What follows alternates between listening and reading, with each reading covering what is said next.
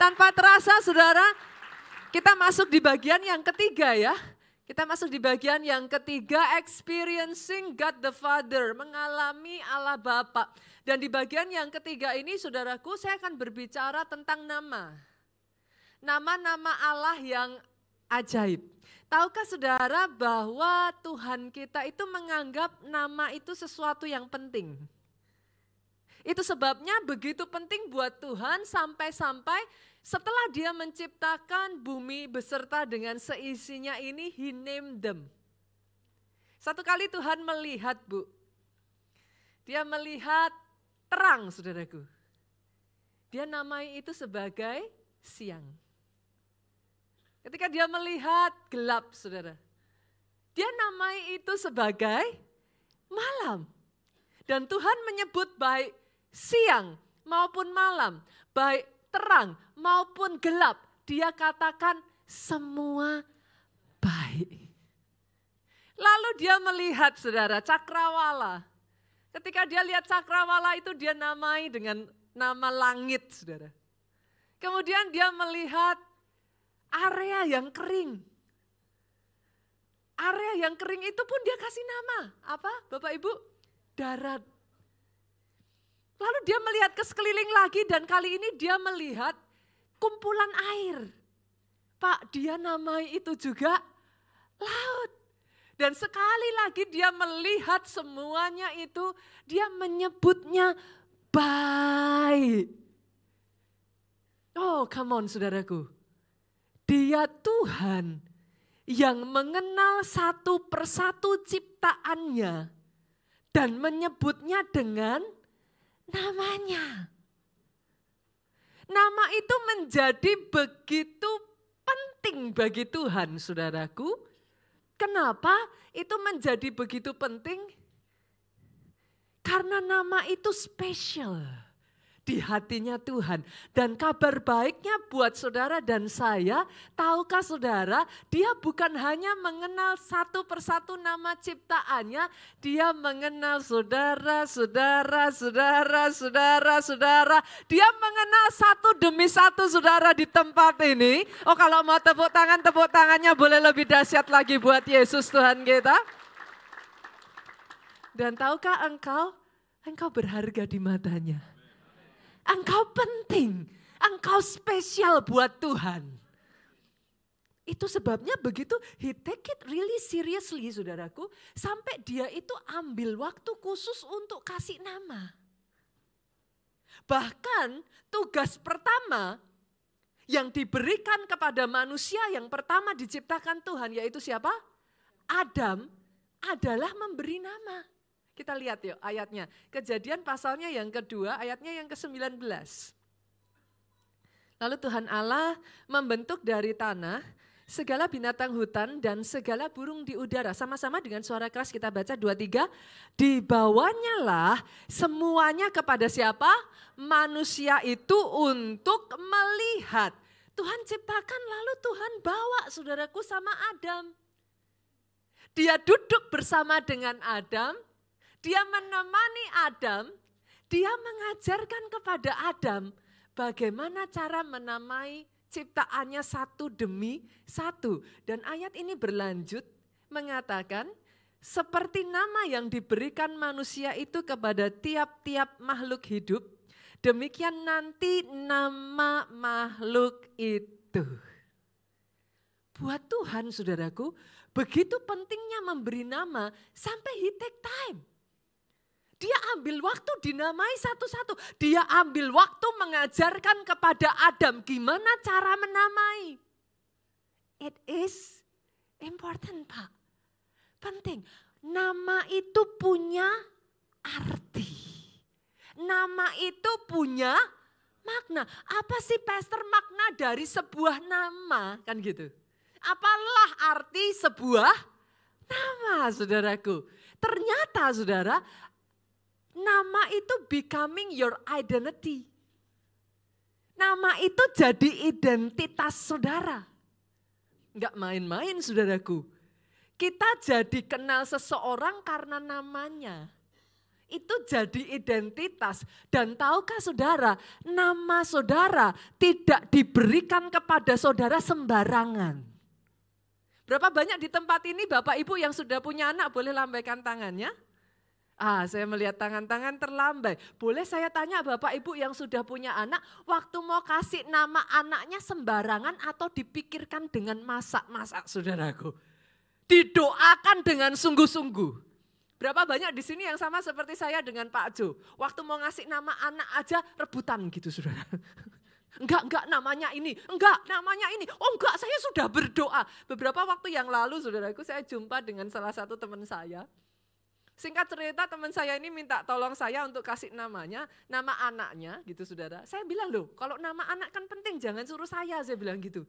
Enggak katanya, habisnya saya sama istri bertengkar katanya.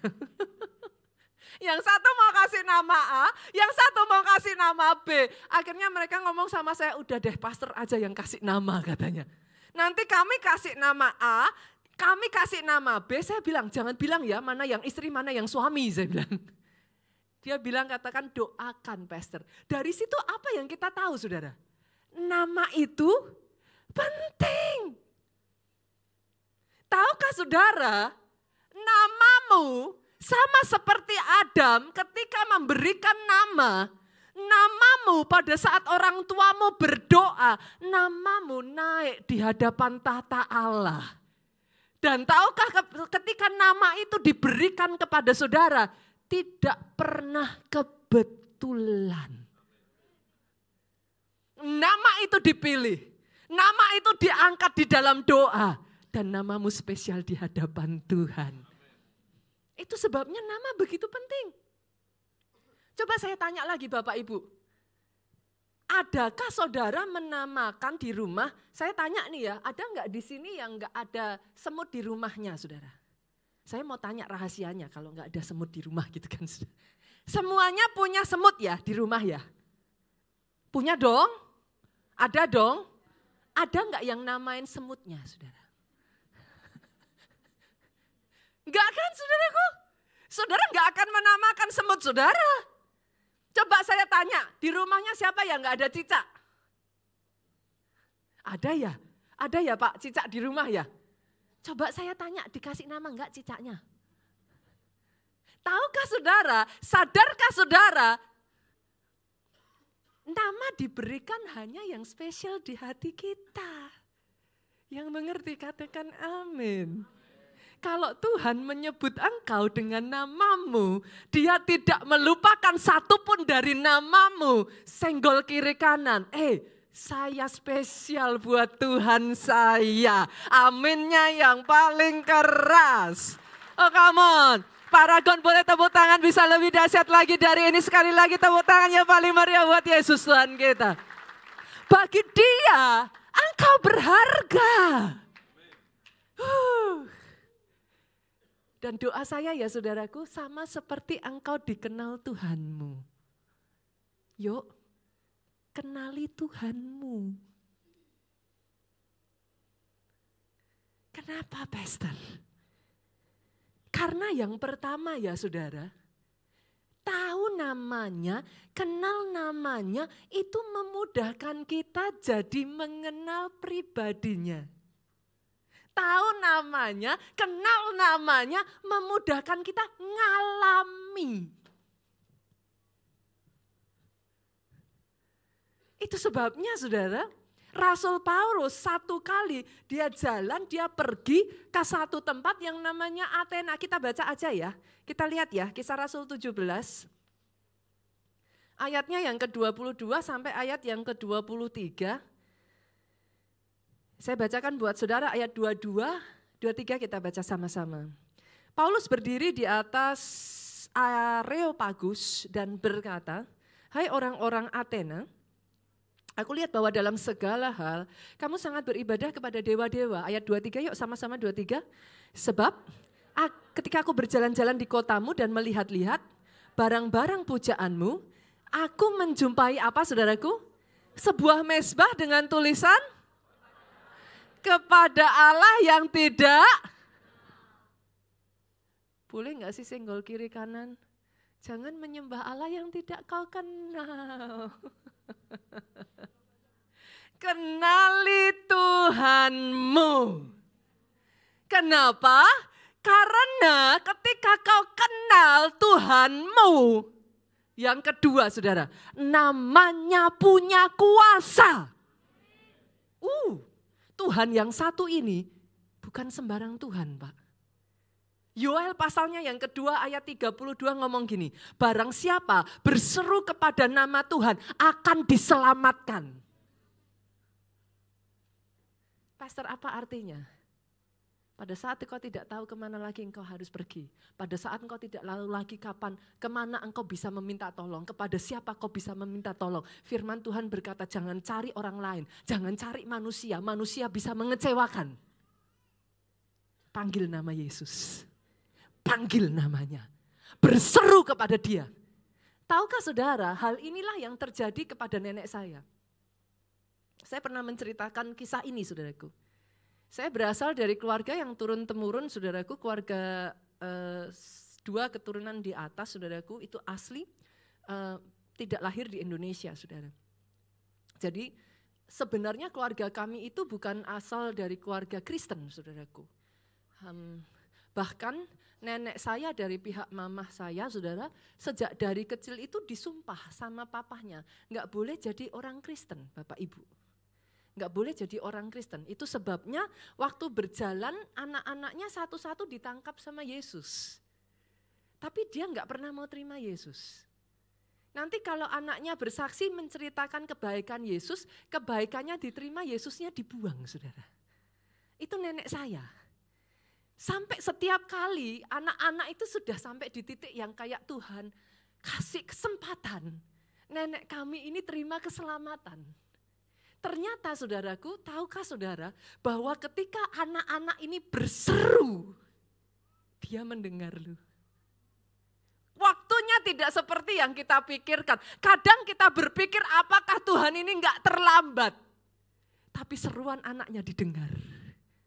Satu hari saudaraku, nenek saya ini terkena sakit penyakit saudaraku, maaf saudara, nenek saya terkena kanker. Sampai di satu titik saudaraku dia sudah tidak kuat. Satu hari pada saat dia tertidur dia tuh bermimpi saudara. Di mimpinya itu saudaraku dia tuh diseret semacam kayak makhluk-makhluk yang kayak hitam-hitam gelap saudara. Dia diseret dan dibawa masuk ke dalam jurang. Dia begitu ketakutan, tetapi pada saat dia berteriak-teriak minta tolong tidak ada satupun yang mendengarkan. Saking ketakutannya dia, saudaraku, dia sudah gemetar, dia berteriak-teriak, tidak ada satupun yang menolong. Tiba-tiba dia melihat satu sosok berjubah putih, yang sering dia lihat diperkenalkan dari gambar-gambar oleh anak-anaknya. Sosok itu mendekati dia, dan di tengah teriakannya sosok itu berbisik, sebut nama Yesus. Nenek saya bersikukuh saudaraku, dia tidak mau menyerukan nama Yesus. Pagi hari dia terbangun, dia terkejut, dia kaget, jantungnya itu kencang sekali. Lucunya saudara, hari yang kedua malam itu dia mimpi yang sama lagi. Dia ditarik sosok hitam gelap Pak, itu kayak ditarik, dia ketakutan masuk ke dalam jurang yang begitu dalam dan dia begitu ketakutan. Dia teriak, minta tolong kepada siapapun dia minta tolong. Tapi tidak ada satupun yang menolong. Lagi-lagi sosok berjubah putih ini mendekati nenek saya dan berbisik, panggil nama Yesus. Nenek saya bersikukuh saudaraku. Dia bangun, dia kaget saudaraku, jantungnya begitu kencang. Tapi dia nggak pernah mau ceritakan itu kepada anak-anaknya saudara. Dia masih memegang pesan dari papahnya ya. Berarti kalau kakek saya, nenek saya punya nenek buyut gitu ya, kakek buyut gitu saudaraku. Dia masih memegang pesan dari ayahnya bahwa dia nggak pernah boleh jadi orang Kristen. Lucunya saudara, hari ketiga nenek saya bermimpi yang sama lagi. Dia diseret oleh sesosok kegelapan gitu saudaraku, masuk ke dalam jurang. Dan sosok yang sama berjubah putih itu mendekati dia lagi dan berbisik, panggil nama Yesus. Saudara tahu, malam itu nenek saya berseru, Yesus, tolong aku. Satu tangan yang bercahaya, nenek saya bercerita ini saudaraku, menarik dia dari kegelapan. Memeluk dia.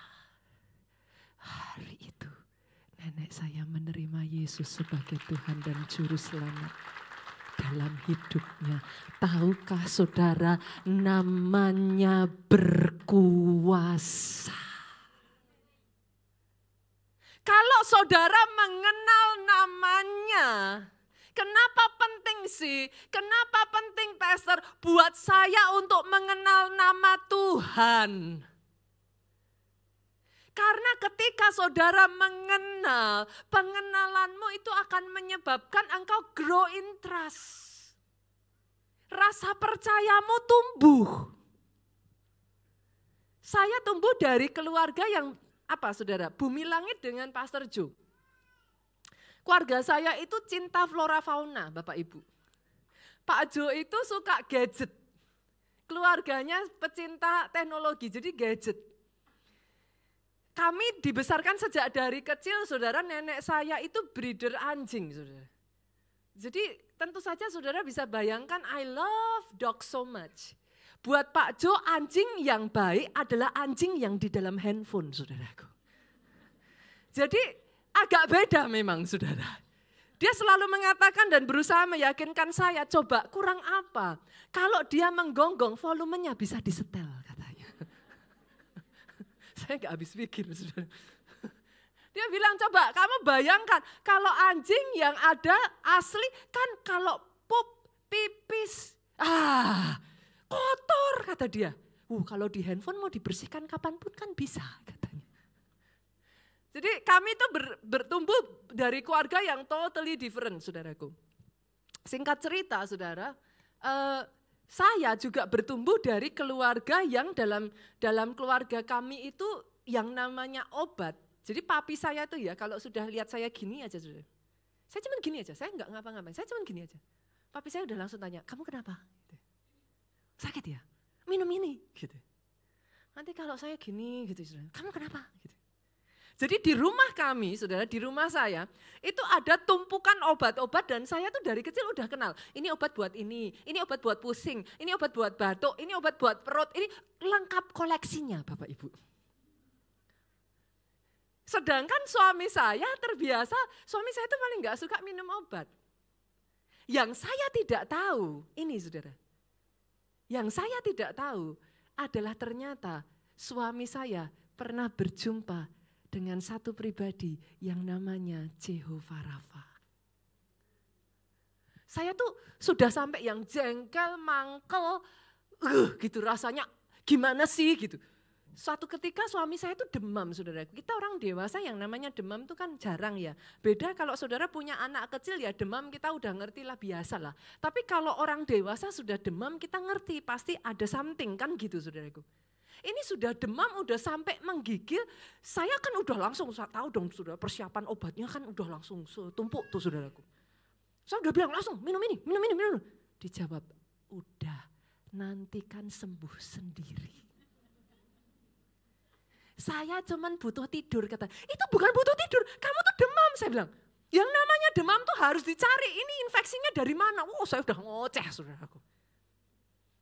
Yang mana yang tidak saya ketahui adalah ternyata dia itu sudah berjumpa dengan Jehovah Rafa.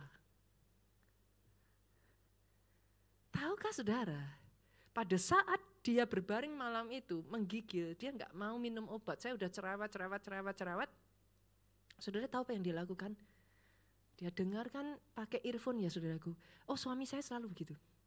Di momen-momen dia sakit ya, dia dengerin khotbah-khotbah heavy duty tentang kesembuhan, saudara. Itu diisi terus. Diisi terus. Kenapa saudara? Iman timbul dari pendengaran. Pendengaran akan firman Kristus. Firman yang diurapi. Jadi setiap kali dia sakit, itu yang akan dia lakukan. Dia akan tidur, saudaraku. Dia dengar itu puji-pujian, lagu puji-pujian. Dia dengar firman-firman yang menguatkan. Dan benar saudaraku, keesokan harinya, gak ada angin, gak ada hujan saudara. Malam itu dia menggigil sampai saudara pernah nggak sih ngalami yang kayak menggigil itu sampai yang pakai kaos kaki, pakai daleman, pakai tumpuk, selimut itu masih menggigil saudara. Saya udah agak mikir dong, saya udah marah-marahin saudara. Nggak gitu juga kali. Dia cuma jawab saya apa saudara?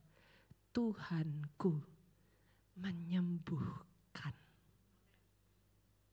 Besok paginya dia bangun, berdiri dari tempat tidurnya, sembuh total. Dari mana dia bisa begitu? Karena day after day, ketika dia ngalami, bukan hanya dari kata orang, setiap kali dia alami itu, Tuhannya bekerja, dia disembuhkan. Dari situ dia berani berkata, saudaraku, my God is Jehovah Rapha. Pengenalan itu memunculkan rasa percaya. Itu sebabnya Daud itu beda sama pasukan tentara Israel yang lain. Itu sebabnya pada saat pasukan yang lain ketakutan, sampai jenderalnya, kaptennya, rajanya ketakutan. Kita lihat ya ayatnya, 1 Samuel pasalnya yang ke-17 ayat 45. Lihat saudaraku. Dengar ini saudara, nanti saudara bisa ngerasain ini kedalaman perkataan Daud ini. Tetapi Daud berkata kepada orang Filistin itu, lihat, engkau mendatangi aku dengan pedang, tombak, dan lembing. Baca sama-sama yuk, 2, 3. Tetapi aku mendatangi engkau dengan nama Tuhan semesta alam. Saudara bisa ngerasain the confident, rasa percaya dirinya Daud. Dari mana saudara? Karena pada saat dia berhadapan dengan singa, tangan Tuhan meluputkan dia. Pada saat dia seorang diri, bahkan ayahnya, ibunya meninggalkan dia. Gak ada satu orang pun yang peduli. Yang ada bersama dengan Daud hanya 2-3 ekor kambing domba. Hanya bisanya cuman mek. Dia gak bisa apa-apa saudaraku. Dia gak punya siapa-siapa untuk menyelamatkan dia. Tapi di momen itu dia berseru kepada nama Tuhan, dia diluputkan. Saudara bisa melihat ya bobot perkataannya Daud. Lain waktu saudaraku, dia berhadapan dengan beruang. Orang Solo bilang entek hatiku gitu saudara.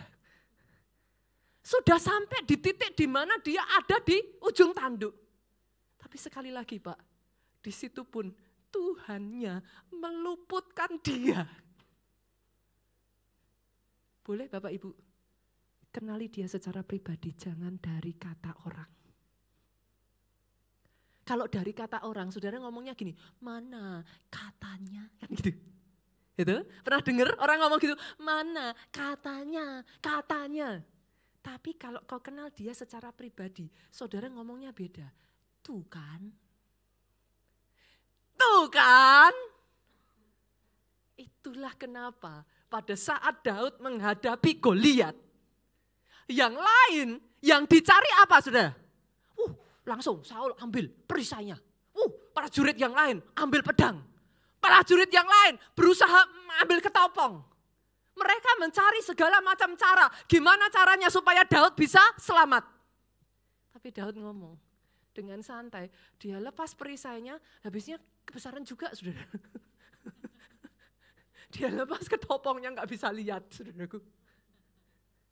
Dia maju ke depan, dia ngomong. Kamu mendatangi aku dengan lembing, dengan tombak, dengan pedang.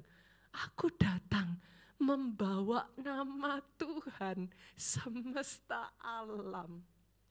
Sadarkah saudara ketika kau kenal namanya, it become personalized. Jadi pribadi saudara. Ada kedekatan yang berbeda. Dalam hidup saya ya saudaraku, saya tuh sampai ngomong saudara, khusus urusan hujan perhujanan saudaraku. Saya tuh berkali-kali ngalami dalam hidup saya saudara.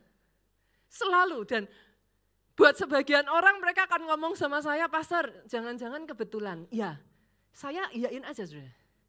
Tapi buat saya kebetulannya itu kok lagi, dan terus gitu saudara. Akhirnya dalam hidup saya itu almost terbentuk yang namanya natural faith. Kalau saya sudah mau ke rest area, hujan aja gitu saudaraku. Sebagian orang akan punya kecenderungan ngomongnya gini, ya hujan, gimana nggak bawa payung, kan gitu. Saya selalu terbiasa ngomongnya udah beda saudara. Hujan, nanti kan kalau sudah pas waktunya berhenti sendiri. Kenapa saudara? Karena again and again saya ngalami sampai suster saya hafal saudara. 3 kali dia lewat rest area, hujan deres. Begitu sampai di depan toilet, berhenti hujannya. Itu suster saya sampai ngomong, kok lucu ya, hujan memangnya bisa disetel ya katanya. But it keeps on happening. Saya pernah ya saudaraku satu waktu ya, saya persis jadi lucu, hujannya itu baru datang tepat pada saat saya lagi mau masuk ke rest area Bapak Ibu. Bres, kita tahu dong kalau hujan baru bres pada saat masuk rest area butuh waktu kan untuk sampai dia reda gitu kan. Saya udah gak peduli saudaraku, begitu masuk ke rest area saya langsung ngomong sama Pak Jo, udah tenang, nanti tepat pada waktunya berhenti kok. Nanti kan pas butuh turun kering aja. Benar saudaraku, puji Tuhannya itu bukan berarti terus kemudian saudara malah mencobai Tuhan ya. Mana gitu, enggak loh ya saudaraku. Kita itu diberi akal sehat. Saya parkirin mobil saya enggak di tengah jalan saudaraku. Saya cari tempat terdekat dengan toilet. Sehingga enggak basah dong. Dan puji Tuhannya Tuhan menolong. Ada satu tempat kosong sehingga kami itu bisa melipir. What is melipir Bapak Ibu? Kita tuh bisa benar-benar persis posisi parkirnya tuh bukan lurus begini, tapi begini saudara. Nah sehingga ada satu pintu dong yang kalau dibuka langsung kita bisa ke arah toilet tanpa basah. Nah benar saudara, saya sama Pak Jo kan posisinya yang dekat dengan toilet itu tempat setir Pak Jo. Dan yang kepengen ke kamar mandi itu Pak Jo. Jadi saya bilang sama suami saya, udah kamu turun dulu aja, saya tunggu di sini. Nanti, karena kan repot saudara, hujannya deras sekali itu. Nanti kalau kamu udah selesai giliran gantian saya bilang. Saudara tahu apa yang terjadi? Hujan itu begitu deras, Pak Jo turun saudaraku, saya tunggu di mobil aja. Saya enggak ngapa-ngapa, saya cuma bilang sama Tuhan, Tuhanku baik. Kapan Tuhan enggak baik? Sejak kapan dalam hidupku Tuhan enggak baik? Tuhanku selalu baik. Saya cuma gitu doang saudaraku. Dan kalau sebagian dari saudara mungkin berkata, pastor nanti kalau hujannya enggak reda, ayo gimana? Enggak apa-apa. Saya akan tetap ngomong Tuhan saya baik. Itu tidak akan mempengaruhi terus saya bilang, Tuhan kok jahat? Enggak. Tapi tahukah saudara, pada saat Pak Jo kembali saudaraku, dia ke belakang, karena kan saya harus bergeser saudara. Dia ke belakang, saya bergeser, dia bersihin air hujan, saya buka pintu, tak, hilang hujannya. Saudara mau ngomong apa? Terserah. Kebetulan lagi, buat saya cukup mengenal siapa Tuhan saya. Dan karena saya punya pengalaman bersama dengan Dia, saya kenal namanya, saya tidak takut. Saya tahu, somehow, some way, He will be there. Saudara bisa mengerti yang saya katakan? Ketika kau kenal Dia, easier for you to experience Him. Karena kau bukan hanya dengar kata orang, tapi kau ngalami secara pribadi. Doa saya sejak dari hari ini, kenali namanya satu persatu, alami namanya, dan dalam kehidupan saudara. Karena yang saya tahu namanya berkuasa, namanya dahsyat. Saya tidak dengar tepuk tangan yang paling meriah dari tempat ini. Sekali lagi boleh yang paling meriah buat Yesus Tuhan kita. Yuk, saya ajak maju lagi ya saudaraku. Saya akan membawa saudara untuk mengenali nama-nama Tuhan. Nama-nama Allah yang ajaib. Yang pertama saudara, saya hanya akan bagikan 3, namanya banyak sekali saudaraku. El Shaddai, ada Adonai, ada banyak sekali saudara. Tapi hari ini saya akan membagikan 3 saja. Yang pertama jarang saudara dengar, El Roi. Ada yang pernah dengar nama itu? El Roi. El Roi adalah Tuhan yang melihat. Saya akan mengajak saudara membaca satu kisah. Jarang sih kisahnya ini dipakai ya saudaraku. Kebanyakan orang akan bercerita tentang Abraham, kebanyakan orang akan bercerita tentang Ishak. Kali ini sekali-kali yuk kita dengar kisahnya Hagar yuk. Boleh? Kita lihat ya, kita lihat. Kejadian pasalnya yang ke-16, ayat yang ke-6 sampai ayat yang ke-9. Boleh? Saya ajak kita baca bergantian Bapak Ibu. Saya baca ayat 6, saudara 7, kita bergantian sampai ayat 9 kita baca sama-sama. Kata Abram kepada Sarai, hambamu itu di bawah kekuasaanmu, perbuatlah kepadanya apa yang kau pandang baik. Lalu Sarai menindas Hagar, sehingga ia lari meninggalkannya. Perhatikan ke depan dulu Bapak Ibu. Zaman dulu, yang namanya hamba itu properti. Saudara harus tahu itu dulu. Saudara nggak bisa membayangkan cerita ini dengan kondisi yang ada sekarang ini. Hamba zaman itu adalah properti, it belongs to their master. Dan tuan itu berhak melakukan apa saja kepada hamba, bahkan kalau hamba punya anak, it belongs to the master. Itu sebabnya saudaraku, karena Sarah merasa kok enggak punya anak ya? Mana kan gitu. Katanya Tuhan dijanjiin punya anak, tapi enggak punya anak. Akhirnya Sarah kreatif saudara. Dia punya hamba, namanya Hagar. Sudahlah, kasih si Hagar aja sama Abraham. Toh kalau pola pikiran Sarah, saudara harus mengerti. Kalau dia punya anak maka, jadi punyanya Sarah. Karena itu properti saudaraku. Saudara harus mengerti loh, hamba pada zaman itu tidak dihitung sebagai manusia. Mereka adalah properti. Itu sebabnya kalau dia punya anak pun itu akan jadi milik Sarah. Nah yang Sarah tidak mengerti adalah betul Hagar mengandung. Tapi setelah Hagar mengandung, sekarang Hagar berubah.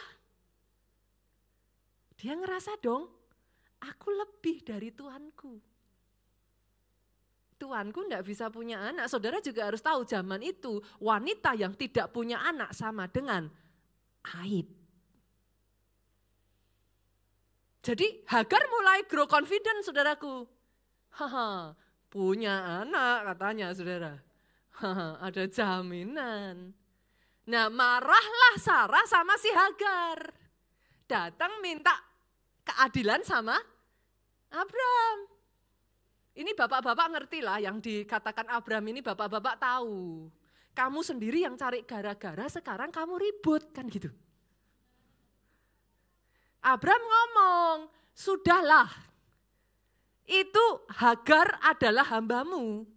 Perbuat sesuai yang engkau pandang baik, terserah. Abram udah gak mau repot saudaraku, terserah. Akhirnya sama Sarah ditindas. Hagar posisi hamil saudaraku, dia lari. Ayat 7 yuk, saudara baca dengan suara keras 2-3. Lalu malaikat Tuhan menjumpainya dekat, yakni ayat 8 katanya Hagar hamba Sarai, lihat ini, malaikat itu menjumpai Hagar. Dari manakah datangmu dan kemana pergimu? Jawab Hagar apa saudara? Aku lari meninggalkan Sarai, nyonyaku. Ayat 9 sama-sama loh, 2-3. Lalu kata malaikat Tuhan itu kepadanya apa? Kembalilah kepada nyonyamu, biarkanlah engkau ditindas di bawah Wow, ini aneh saudara. Tapi tahukah saudara, dari kisah ini ya saudaraku, tidak peduli dari agama mana akan mempercayai hal yang seperti apa saudara. Satu hal yang kita bisa belajar dari kisah ini. Jangan lari dari masalah ya. Seberat apapun itu, jangan pernah lari dari masalah. Kenapa saudara? Kita lihat ayat 10. Ini alasan kenapa saudara enggak boleh pernah lari dari masalah. Ayat 10. Saya bacakan buat saudara. Lagi kata malaikat itu kepadanya, lihat saudara, ini kenapa saudara enggak boleh lari. Aku, kata malaikat itu, akan membuat sangat banyak keturunanmu, sehingga tidak dapat dihitung karena banyaknya. Perhatikan ke depan Bapak Ibu. Janji multiplikasi. Tahun ini kita percaya adalah the year of great multiplication. Tahukah saudara, janji multiplikasi itu digenapi, diberikan ketika saudara tidak lari dari masalah.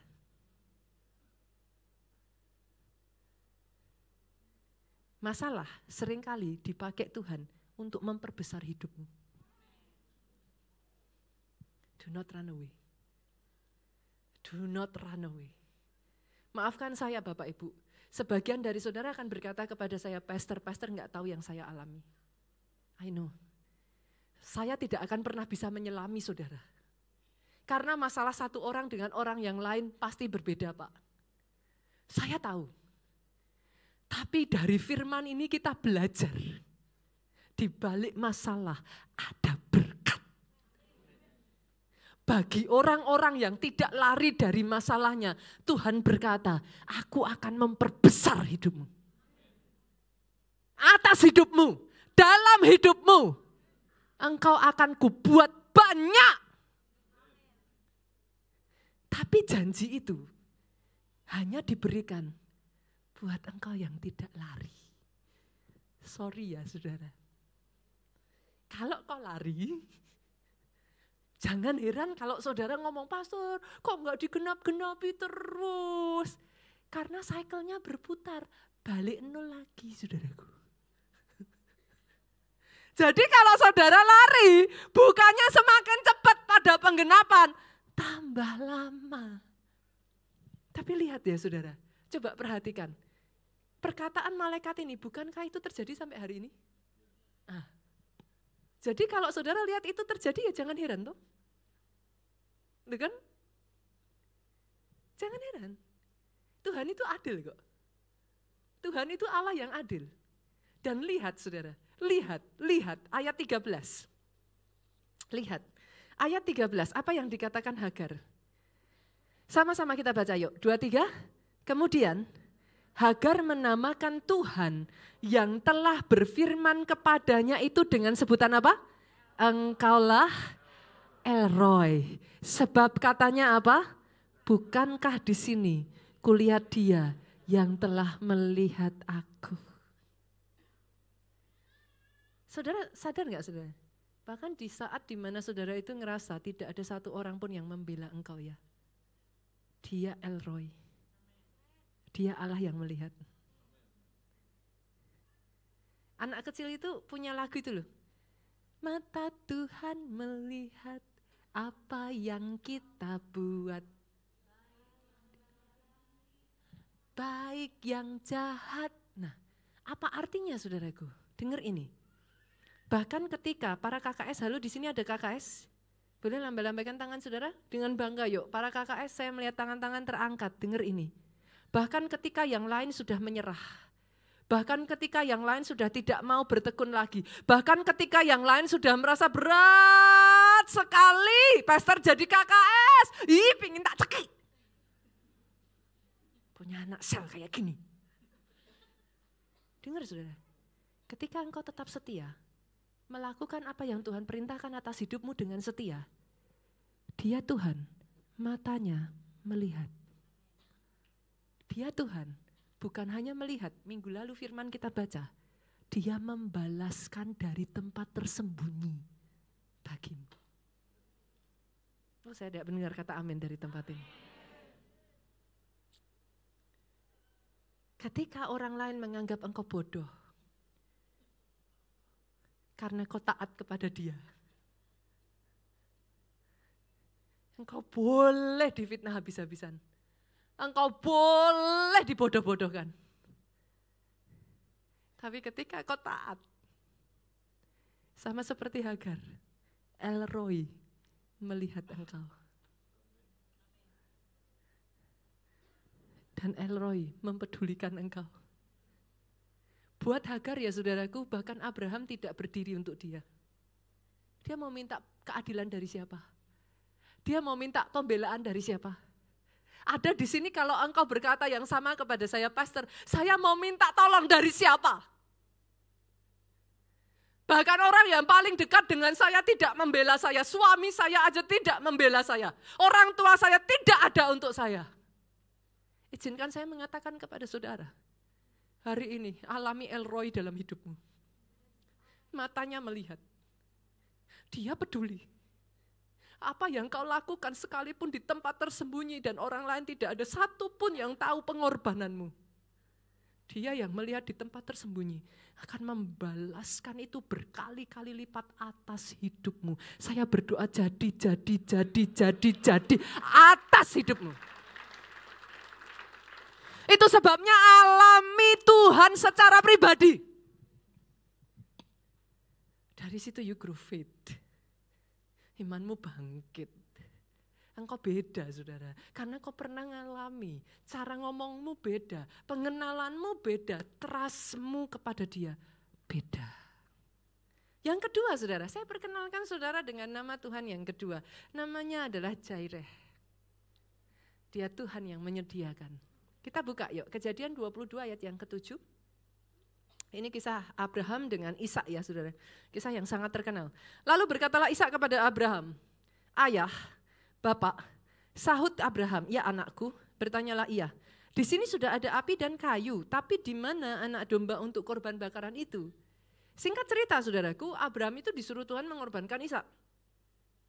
Yang masalah adalah Abraham gak cerita dong sama Ishak.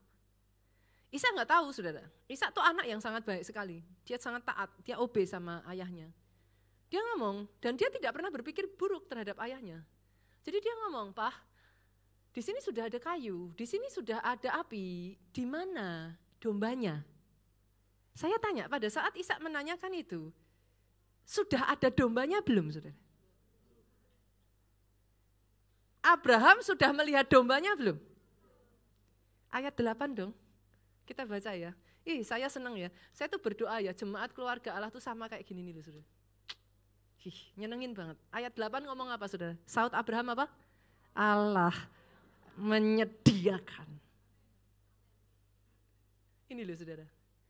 Saya berdoa ya, engkau bertumbuh di keluarga Allah ya saudara. Jemaat yang seperti ini loh. Belum ngelihat. Tapi kau kenal Tuhanmu. Kau tahu. Engkau sudah pernah ngalami. Jadi sekalipun matamu belum melihat, telingamu tidak mendengar, engkau bisa berkata, Allahku menyediakan. Kan yang paling terkenal dari Solo toh sudah, mbuh piye carane. Tapi dia menyediakan. Saya itu berkali-kali ngalami saudara. Nih, saya mau dengar cerita lagi saudara. Saya itu paling suka saya itu paling suka cerita receh, saudara. Saya itu paling suka nyeritain kepada saudara cerita-cerita yang kayak buat sebagian orang itu orang akan bilang, pastor cerita kok cerita kayak gitu buat apa? I love it so much. Satu ketika saudaraku di perjalanan saya ke Solo, baru aja kemarin ini, kami pergi dari Jakarta ke Solo. Karena kali ini saya berangkat nggak sendirian saudara, saya berangkat satu rombongan, anak-anak semua saya bawa gitu kan, bukan hanya anak, anjing-anjing juga saya bawa gitu saudaraku. Jadi akhirnya saudaraku kami naik satu mobil, mobilnya itu nggak cukup untuk bawa koper banyak, Karena semua sudah dipenuhin kan. Akhirnya ya sudah tempat koper yang tersisa ya sudah yang di belakang itu saja. Cuman muat satu koper besar, satu koper kecil sama beberapa tas-tas aja saudaraku. Nggak bisa lebih daripada itu. Sedangkan kami orang banyak. Karena kami orang banyak otomatis dong kami bawanya koper nggak bisa hanya sedikit saudaraku. Saya akhirnya sudah dipaksa-paksa ya cuman muat bisanya ya bawa 2 koper besar, 1 koper kecil. Lah pastor yang 1 koper terus gimana nasibnya? Kan gitu kan. Kan nggak muat mobilnya. Ya sudah, akhirnya saya berpikir hari Minggu saya travelin. Saya kirim dong. Saya cari travel yang 1 hari nyampe. Itu sebabnya saudaraku travel gitu kan. Kalau travel ya udah penumpang kan diturunkan sampai ke rumah kayak gitu saudaraku. Nah, saya taruh di travel dengan pemikiran jam 5 sore. Travel sudah ambil tuh, saya punya koper saudaraku. Di benak saudara loh kalau jam 5 sore udah diambil, nyampenya ke Solo jam berapa saudara? Perjalanan Jakarta Solo berapa jam? 8 jam lah ya, 7 jam lah ya. Kalau saudara masih ngedrop, ya jelek-jelek lah saudaraku jam 5 sore. Saya taruh lah, saya berpikir jam 5 sore hari berikutnya nyampe. Masuk akal dong? Sudah 24 jam loh, memangnya travelnya mau terbang kemana kan gitu saudaraku. Harusnya nyampe dong, pemikiran saya kan seperti itu saudaraku. Nah tapi yang jadi masalah, sampai saya tiba di Solo sore itu koper belum nyampe. Kan saya bingung dong, ini kok mobilnya ajaib gitu saudaraku. Jam 5 sore diambil, jam 6 sore kok masih belum sampai. Saya minta tolong sekretaris saya, tolong teleponin dong bagian travelnya kemana nih koper gitu kan. Dikasih jawaban saudaraku ternyata mobilnya mogok macet di Cirebon. Aduh kau, saya udah mikir gitu sudah. Kemarin semalaman mereka nginep, betulin tuh mobil. Nah, jadi udah dikasih tahu posisi masih ada di mana ya kemarin itu ya, Pekalongan atau mana kayak gitu saudaraku. Saya perhitungkan ya masih 4 jam lah saudaraku, plus minus masih 4 jam. Oke, saya hitung-hitung dari jam 6, 4 jam, jam 10 ya enggak apa-apa lah kayak gitu. Saya tunggu saudaraku. Nah yang jadi masalah saudaraku ketika saya ngepack yang koper pertama, kan kita buru-buru mau dimasukin. Maka yang saya packing di koper pertama yang udah pasti-pasti dulu Pak, yang esensial. Baju tidur, baju dalam, itu kan udah pasti semua. Saya nggak harus ngecek baju tidur seperti apa. Nah koper kedua saya pakai kan masih harus ngepasin ya saudara. Apa yang nanti mau saya pakai khotbah hari Minggu misalkan. Apa yang mau saya pakai untuk acara misalkan kemarin Solo Bermazmur misalkan seperti itu kan masih saya butuh waktu. Akhirnya yang saya masukkan di koper pertama adalah semua kebutuhan anak-anak saya yang lebih cepat selesai. Kebutuhan saya dalam bentuk yang barang-barang esensial. Nah, masalahnya tuh koper kan enggak datang saudara. Malam itu saya enggak butuh baju khotbah saudaraku. Malam itu saya butuh baju tidur. Yang ada baju khotbah. Lah masa saya mau tidur pakai baju khotbah? Kan enggak mungkin saudara. Tapi dengar ini, boleh enggak? Saya ajak yuk buktikan perkataan saya. Pada saat kau butuh pertolongan, berseru kepada nama Yesus. Saya ngalami itu berkali-kali saudara. Pada saat saya tahu itu terjadi, saya taruh secara manusia enggak mungkin. Kenapa? Karena setelah 2 jam berlalu, jam 8 saya telepon. Itu travel, cuman jalan setengah jam saudaraku. Saya tuh sampai gini, kecepatan berapa ya itu ya? Lah kalau dari tadi udah segitu lamanya, nyampenya tuh baru di kota apa yang cuman setengah jam perhitungan Google Maps saudara. Lah mau nyampe rumah saya jam berapa? Kan muncul pemikiran kan, tidur pakai apa? Saya ngomong sama Tuhan, ini hal kecil ya saudara, hal kecil kan? Saya tuh ngomong sama Tuhan gini, Tuhan, aku butuh piyama. Aku capek, mau tidur. Sebagian dari saudara sudah berharap gitu, bakalan seperti apa ya kan? Dulu spray terbang gitu kan, spray terbang datang saudaraku spraynya kan gitu. Nah ini bakalan kayak apa ya? Saudara percaya nggak percaya ya, itu bukan dalam bentuk suara Tuhan yang Nita, gitu bukan saudaraku. Enggak saudara. Tapi boleh enggak saya juga sampaikan kepada saudara, Tuhan tuh kasih kita tuh juga pemikiran untuk berpikir loh saudara. kita diciptakan dengan pikiran dan hati itu kalau enggak difungsikan kok kayaknya eman-eman loh saudara. Jadi akhirnya saya berpikir oke, gresek saudaraku. You know what's the meaning of gresek? Wow, saya cari. Pak Jo udah gak khawatir Pak. Pak Jo cowok. Dia pinter. Jadi di kamar di Solo tuh udah disediain bajunya. Ini saudaraku. Jadi dia udah santai, dia udah kipas-kipas, udah cakep saudaraku, udah mandi. Istri masih bulu, saudaraku. Udah bingung. Anak-anak saya suruh, ayo mandi. Pakai apa katanya. Semuanya disuruh mandi, pakai apa? Lah mami juga gak tahu pakai apa. Doa sama Tuhan, saya bilang. Mereka tuh kalau sudah saya bilang gitu tuh lihat saya cuma gini. Di benaknya mereka, ini mami saya. Orang baju ketinggalan kok pakai doa. Doa dapat apa pikiran mereka saudara. Tapi tahukah saudara, saya gresek saudara. Saya gresek. Suster saya itu sudah tahu saya bolak-balik nyari baju itu dia diem saudara. Dia diem. Saya akhirnya bilang dong, sus bawa apa aja. Dia baru takut-takut saudara. Ibu katanya. Saya tuh dari tadi mau minta maaf. Loh kenapa? Saya tuh kemarin kan disuruh ibu nyetrika baju. Piyamanya ibu. Ketinggalan satu. Saya belum setrika. Jadi baru saya setrika, ini saya bawa piyamanya ibu. Langsung saya peluk. Puji Tuhan. Saya bilang. Dapat satu. Ya mas, saudara, saya menari-nari saudaraku. Saya pamerkan itu ke anak saya. Tuhan sudah dengar doanya mami, saya bilang. Anak saya jengkel. Lah kami gimana katanya? Doa, saya gituin saudaraku. Akhirnya saudara saya berpikir juga dong, ini anak udah sampai jam 10 belum, jam 9 belum mandi saudaraku. Saya bersyukur lagi sama Tuhan, Tuhan gimana nih? Anak-anak butuh piyama. Wah, saya gresek lagi saudara. Saya tahu tuh suami saya kan suka bawa bajunya di Solo saudara.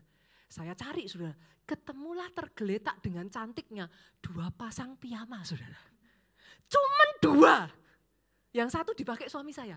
Cuman ada 2 itu aja, 2 setel piyama itu aja saudaraku. Dan karena anak-anak saya tingginya sama saya, anak pertama saya sama saya tinggi dia saudara. Jadi kalau pakai punya baju piyamanya papinya itu bisa saudara. Akhirnya saya bilang, kalian sudah doa belum? Saya gitu ya saudara. Saya biasain anak-anak saya untuk ngalami Tuhan saudara. Mami tuh ya aneh orang butuh piyama kok. Doa enggak saya bilang. Ini kan piyamanya saudaraku. Ini Tuhan dengar doanya mami saya bilang gitu. Udah saya kasih, sana mandi. Dijawab, pakai daleman apa? Nah saya itu yang ngomong, saya juga gak punya daleman saudaraku. Saya juga gak punya daleman, cuman memang jujur saudaraku, anak-anak saya itu kayak papinya saudara. Bersihan saudaraku. Apa risian, ada orang itu, kalau saya ya saudaraku misalkan kayak pakai baju apa gitu tuh saya gak jadi masalah. Anak saya itu kalau semisalkan beli baju di toko gitu ya saudara, langsung dipakai ya itu gatel kulitnya. Ada kan yang seperti itu kan. Jadi memang anak-anak saya itu bersihan begitu saudaraku.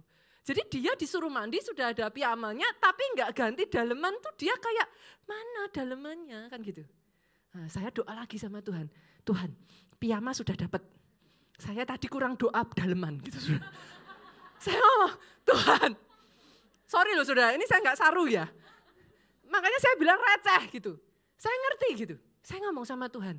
Tuhan saya butuh daleman. Saya bilang. Cuman saya tuh karena sudah terbiasa ya, mungkin buat saudara-saudara pada pastor terus gimana caranya gitu. Karena saya sudah sangat terbiasa berjalan dengan Tuhan yang satu ini. Saya tahu saudaraku, He is amazing gitu. Ketika saya berdoa, Tuhan minta daleman, datanglah suster saya, kucuk. Ibu, maaf. Pokoknya kali ini maafnya dia itu, saya senang banget saudaraku. Apa? Saya langsung gitu. Tadi tuh saya lupa bawain ada 1 dalemannya ibu. Dia gini saudaraku, saya yes. Saya bilang, puji Tuhan. Dapat 1 daleman saudaraku. Benar-benar cuma 1 dia bawa saudara. Tahukah saudara, Tuhan itu kalau mencukupi kebutuhanmu, tepat waktu loh. Tepat waktu. Saya bawa daleman itu, saya tunjukin ke anak saya. Tuhan sudah mendengar doanya Mami. Saya tuh ketawa sampai, saya tuh kalau udah kayak gitu tuh dimarahin Pak Jo. Kamu tuh kok ya aneh-aneh gitu kan. Saya bilang sama anak saya supaya anak saya tuh ngerti. Dan anak saya tuh cuma lihat saya dengan wajah yang gini. Saudara tahu apa yang keluar dari mulutnya? Kalau Tuhan memang dengar doanya Mami, minta dong daleman kami. Saya pikir habis saya. Ini cari di mana lagi? Ya kan, piyama kan kita bisa pinjam saudara.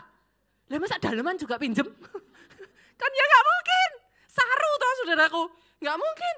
Saya mikir lah terus gimana ya Tuhan caranya ya? Saya doa lagi. Tuhan, anakku butuh daleman Tuhan. Gak tahu gimana caranya. Datang suster saya lagi. Kucuk masuk. Ternyata selama saya berdoa tuh dia geledain isi koper. Tadi toh Bu, di luaran waktu saya setrika piyama sama daleman ibu. Ada ketinggalan dalemannya anak-anak. Daripada di belakang nanti ditinggal, saya bawa. Satu buat ciciknya, satu buat adiknya. Lengkap persis 2 daleman. Saya tuh tahu saudara tepuk tangan, tapi kok tepuk tangannya buat daleman gitu ya saudara. Tapi my point ini, saudara perhatikan ya. Kalau yang sereceh itu aja Tuhanmu peduli loh. Masa yang lebih besar dari itu dia nggak tahu. Dia yang begitu sibuk. Setiap hari berapa itu permintaan doa naik ke hadapannya. Saya aja sebagai pendeta ya DM minta didoakan itu aja banyak sekali. Kepikir nggak Tuhanmu kayak apa? Tapi dalam semuanya itu dia jaireh. Dia menyediakan tepat waktu.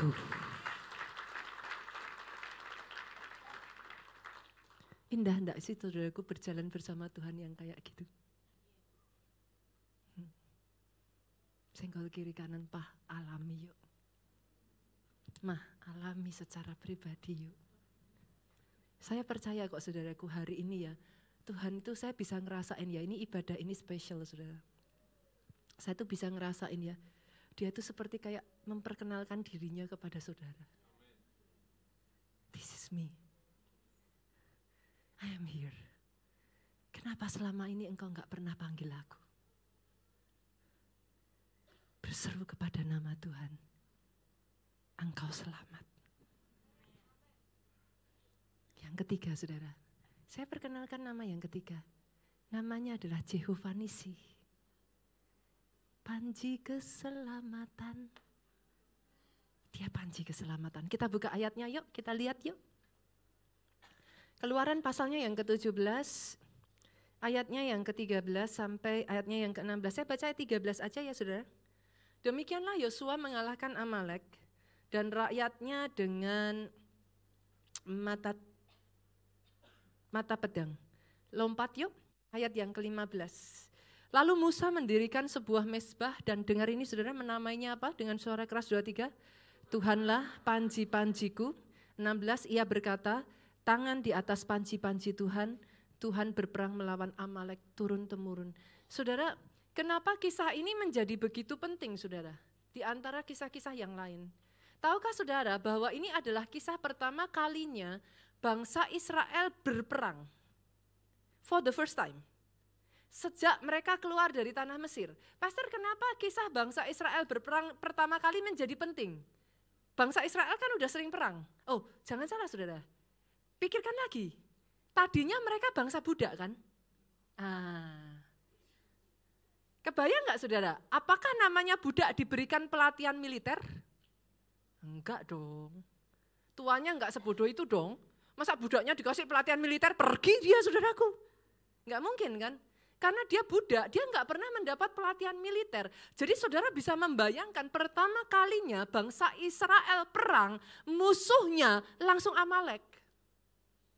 Siapa Amalek? Amalek ini veteran perang, saudara.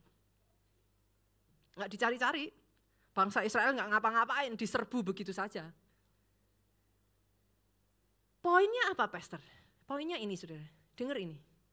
Ada momen dalam kehidupan kita ya, kita menghadapi musuh yang di atas hitam, di atas putih ya, saudara. Kita tahu, mustahil. Saudara tahu, Amalek itu adalah veteran perang. Saudara tahu, bangsa Israel ini bangsa budak. Hitam di atas putih, menurut saudara, siapa kalah, siapa menang? Saudara sudah dengan gampang akan ngomong kan? Udah pasti kalah tuh Israelnya. Pasti kalah. Tapi tahukah saudara, Tuhanmu itu Jehovah Nisi. Arti Jehovah Nisi, dia Tuhan yang memastikan dalam hidupmu kemenangan demi kemenangan, demi kemenangan, demi kemenangan. Sehingga sampai-sampai dia menyebut engkau lebih dari pemenang. Orang yang layak disebut lebih dari pemenang, engkau harus menang setidaknya lebih dari sekali. Yang sepakat katakan amin. Engkau gak boleh cuman, menang sekali. Habis itu gak pernah menang. Terus saudara bilang, aku lebih dari pemenang. Gak pakai saudaraku. Gak bisa. Setelah saudara perang, again and again perang lagi, menang, baru saudara diberi gelar. Lebih dari pemenang. Berapa banyak yang sadar seperti saya, selama kita hidup masalah akan selalu ada? Sadar ya saudara? Berapa banyak yang sadar kita butuh Tuhan yang setiap kali memimpin perang selalu menang? Kalau saudara kenal Tuhan yang satu ini ya saudara, engkau tidak dicekam ketakutan lagi. Peperangan sudah bukan menjadi ketakutan bagi engkau. Kenapa? Peperangan justru membuat engkau melihat betapa dahsyatnya Tuhan dalam kehidupanmu. Kenapa takut saudara? Tapi saudara nggak akan berani dan bisa ngomong seperti itu kalau saudara nggak pernah ngalami. Itu sebabnya kenapa saya suka cerita receh saudara. Receh itu.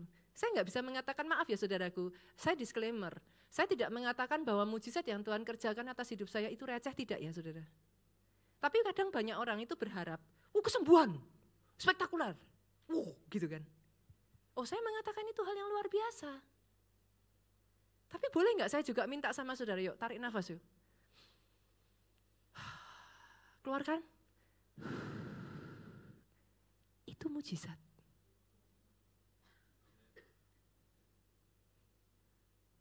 Jangan sampai engkau terlalu banyak berkata kepada Tuhanmu, si A begini, si B begitu, si C begitu, D begitu. Aku enggak pernah dapat mujizat. Tiap detik. Bu, kita tarik nafas bisa balik. Itu mujizat. Nah kalau saudara enggak bisa balik, bayangin loh saudara. Saudara mengerti yang saya maksudkan? Berjalan bersama Tuhan, panci kemenangan dalam hidupmu, kemenangan demi kemenangan itu terjadi, jadi bagian atas hidupmu. Saya undang pemain musik maju ke depan, saya akan tutup dengan satu ayat ini saudaraku, yuk kita buka yuk. Yesaya pasal 50 ayatnya yang ke-10 yuk. Yesaya 50 ayatnya yang ke-10. Oke, saya bacakan ya. Siapa di antaramu yang takut akan Tuhan? Ini saya tanya gantian sama saudara. Siapa di antara saudara yang takut akan Tuhan? Boleh lambaikan tangan? Wow, semua. Oke. Dan siapa di antara kamu yang mendengar suara hambanya? Siapa di sini yang sedang mendengarkan firman? Wow, senggol kiri kanan. Selamat. Berarti ayat ini untuk engkau. Loh bener kan? Ayat ini kan ngomong siapa yang takut akan Tuhan, tadi saudara angkat tangan. Siapa yang mendengar suara hambanya, kita sedang mendengar firman dan saudara angkat tangan. Berarti firman ini untuk saya. Jika ia hidup dalam kegelapan. Kalau ada bagian saudara yang saudara kayak udah nggak bisa ngelihat kegelapan tuh gimana saudara? Nggak bisa lihat aja masa depan. Nggak bisa lihat ke depannya mau gimana, bingung. Orang kalau dalam kegelapan itu gimana? Takut. Kalau itu adalah yang saudara alami hari ini. Jika ia hidup dalam kegelapan dan tidak ada cahaya bersinar baginya. Maksudnya gimana? Ketika saudara tidak bisa melihat, ketika saudara takut, ketika saudara ngerasa kayak bingung, saudara nggak tahu what to do, nggak ada cahaya, artinya nggak ada pengharapan. Nggak ada pertolongan, nggak ada yang memberikan jalan. Apa kata firman ini? Yuk baca sama-sama 2-3. Baiklah, ia percaya kepada nama Tuhan dan bersandar kepada Allahnya terjadi. Jadi saat ini kalau engkau nggak bisa apa-apa, you don't know what to do, dan engkau ngerasa kayak hidupmu kayak serba nggak jelas, engkau takut, senggol kiri kanan gih, saudaraku, jangan BBI. Boleh? Boleh ya Bapak Ibu ya? Jangan BBI. Terus saya disuruh apa Pastor? Percayalah kepada nama Tuhan dan disuruh bersandar sama Tuhan. Sepakat? Nyandar ning Gusti Yesus. Kenapa? Kalau saudara bersandar akhirnya kepada manusia, kita sudah belajar ya, saudara bersandar pada kekayaan, saudara bersandar pada apa? Situasi kondisi yang tidak bisa dipegang. Jangan heran kalau bersandar pada yang tidak pasti, apa yang terjadi? Jatuh. Firman ini ngomong, bersandarlah kepada Tuhan. Kenapa? Karena kau bisa mengandalkan namanya. Namanya jaminan pasti. Namanya jaminan keselamatan, saudaraku. Dia tidak akan tinggal diam.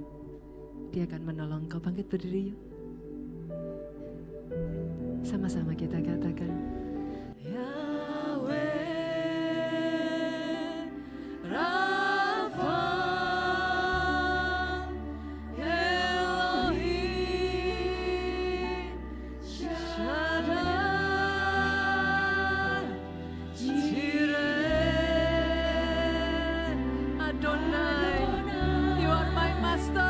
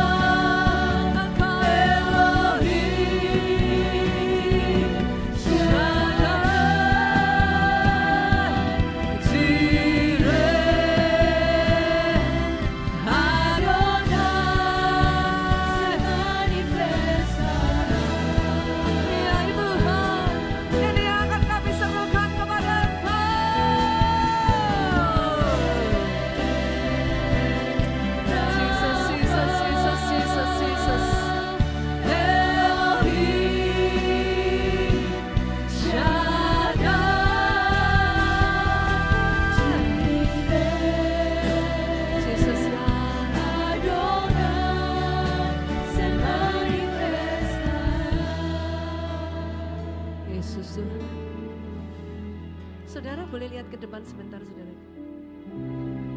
Satu ketika saudara saya melihat satu semacam kayak ini gitu ya, saudara, video. Saya takjub, saudaraku. Anak kecil itu suka ngomong sim salabim, abra kedabra. Cuman sama ini saya nggak pernah berpikir ya, saudaraku, ternyata kata abra kedabra itu punya akar kata dari bahasa Ibrani, saudara. Itu tuh bukan hanya kata-kata yang abrakadabra, jadi prok gitu, bukan saudara. Tapi ternyata kata itu diambil karena dia itu berasal dari bahasa Ibrani yang artinya abra, I will create. Kedabra, itu kalau bahasa ininya afra kedavra saudara. Tapi kalau orang Jawa kan mantap ya saudara, abra kedabra gitu kan saudara. Kedavra itu artinya as I speak, I will create as I speak. Ini sangat rohani sekali kata-kata ini saudara. Boleh nggak saudara mulai hari ini ketika kau tidak tahu apa yang akan terjadi dengan hidupmu, hati-hati dengan perkataanmu ya. Jangan asmot, jangan asbun, gitu. Jangan hanya asal ngomong, jangan hanya asal bunyi. Kenapa? Karena perkataanmu punya kuasa menciptakan masa depanmu.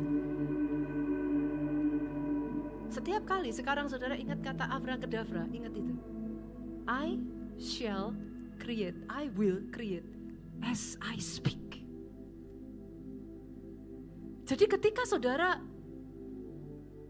ada di dalam situasi di mana saudara sekarang, apa ya saudaraku, somehow sekarang saya sudah memahami itu. Itu sebabnya saya ngomong sama anak-anak saya, hati-hati kalau ngomong. Jadi misalkan kayak kemarin ya, kita nggak ada dalaman gitu, anak saya ya dia ngeluh, saya bilang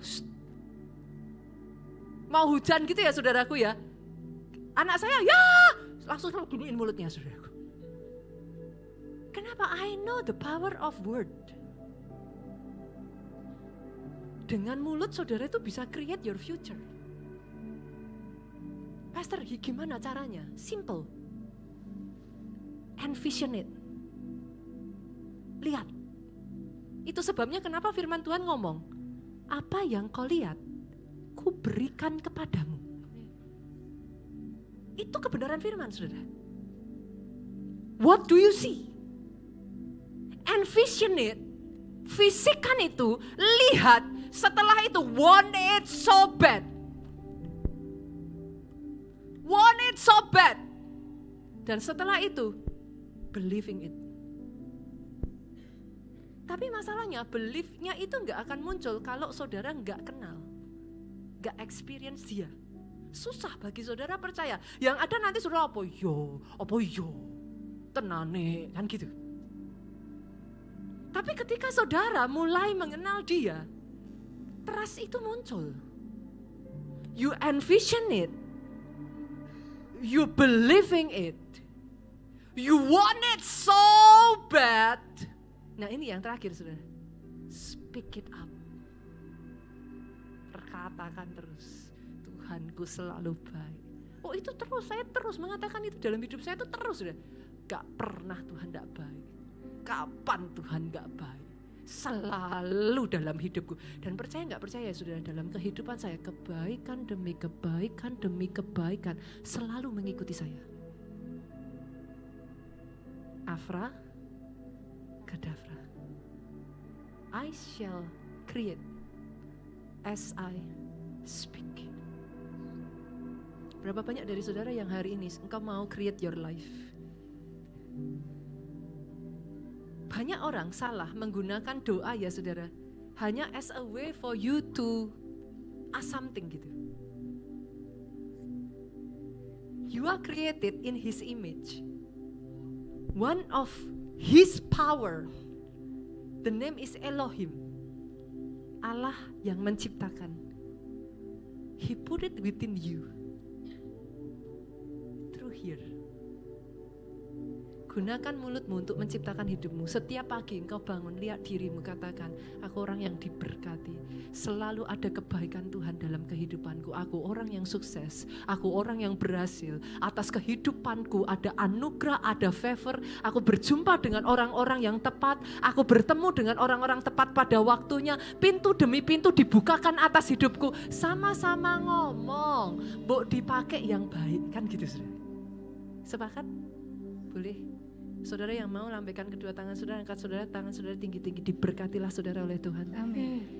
Diberkati keluargamu oleh Tuhan. Amin.